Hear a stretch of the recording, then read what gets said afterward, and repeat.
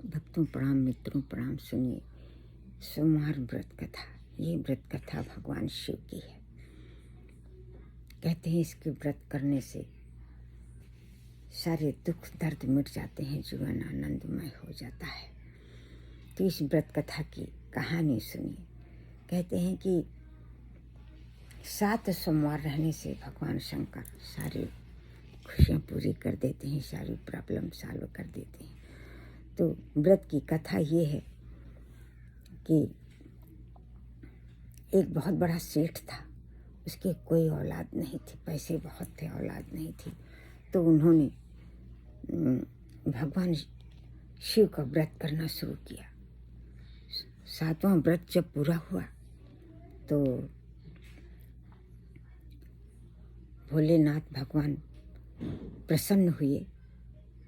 तो माता पार्वती ने कहा कि प्रभु इसने इतना व्रत किया है पुत्र के लिए, तो प्रभु इस पर कृपा करें। तो प्रभु ने उनको सपने में बताया कि पुत्र होगा, लेकिन पुत्र 12 वर्ष के लिए ही दिया। ये बातें भगवान शंकर की और माता पार्वती की बातें। वो सेठ महाभक्त था, उसने सुन लिया। तो जब पुत्र पैदा हुआ और 12 वर्ष का हुआ पुत्र, तो उसने अपने साले को बुला करके कहा कि इसको ले जाओ, काशी की यात्रा करवा लाओ, और रास्ते में यज्ञ करते हुए जहाँ जहाँ रुको यज्ञ करते हुए पंडितों को दक्षिणा देते हुए ले जाना और काशी की यात्रा करवा देना। तो वो चल दिए उसको लेकर के, और रास्ते में यज्ञ करते हुए पंडितों को दक्षिणा देते हुए आगे बढ़ते रहे। रास्ते में एक जगह किसी राजा के लड़की की शादी थी। लड़के की शादी थी, हाँ नहीं, लड़की की शादी थी, बारात आने वाली थी। तो राजा जिसका लड़का था, उसके एक आँख नहीं थी। तो राजा ने इस लड़के को देखा, सेठ के लड़के को देखा, सुंदर देखा, इसको बुलाया, इसको दूल्हा बना के विवाह मिलेगा ऐसी से विवाह करा दिया। और बाद में सोचा कि हम दुल्हन अपने घर ले जाएंगे, बहू अपने घर ले जाएंगे। विवाह के समय लड़के ने लड़की के चुंदरी पर लिख दिया कि उसकी ऐसे शादी करने के लिए शादी ने प्रेरित किया, ज़बरदस्ती किया। और वो जो उसका बेटा है उसकी एक आँख नहीं, इसलिए तो हमसे शादी करा के और तुमको अपने घर ले जाएगा। इतना उसने उसकी चुनरी पर लिख दिया। शादी के समय उसकी चुनरी पर लिख दिया, और वो शादी के बाद चला गया। जब लड़की ने उसको पढ़ा तो उसने अपने पिता से कहा, तो पिता ने उसके बारात नहीं विदा की, अपनी बेटी नहीं विदा की। वो लड़का चला गया, सेठ का लड़का चला गया अपने मामा के साथ, काशी पहुंचा। वहाँ भी यज्ञ किया, दान किया, और बहुत से ब्राह्मणों को दक्षिणा दिया, पूजन किया।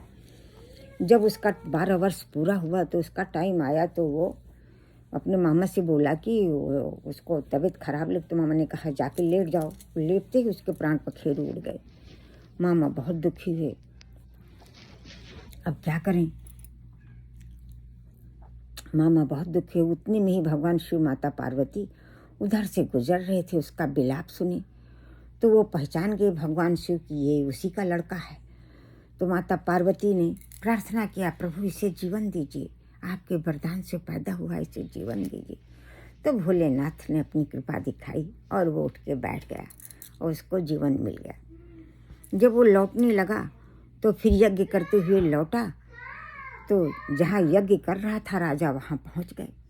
उन्होंने देखा तो यही लड़का जिससे विवाह हुआ था, उसको ले आए और विधिवत उन्होंने अपनी लड़की की उसके साथ विदा कर दिया। उन्होंने अपनी बेटी, कहते हैं कि इस तरह से उसका जीवन संपन्न हो गया और वो खुशियों में आनंद में रहने लगा।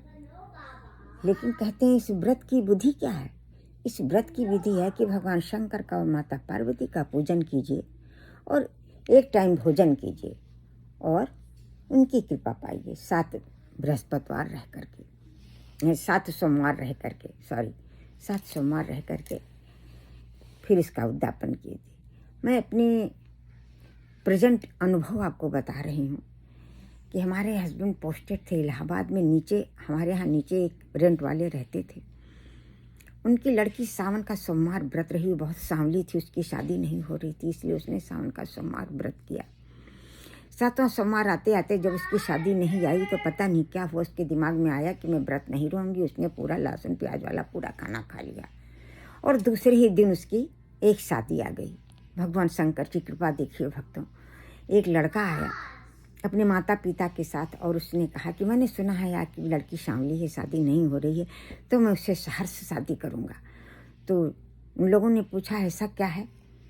तो शादी के बाद उस लड़की ने बताया कि उसके हस्बैंड कहते थे कि उसकी भाभी जो है बहुत ही सुंदर थी, तो बहुत ही प्राउड थी, इसलिए मैंने सोच रखा था कि वो सांवली ही लड़की से शादी करेंगे।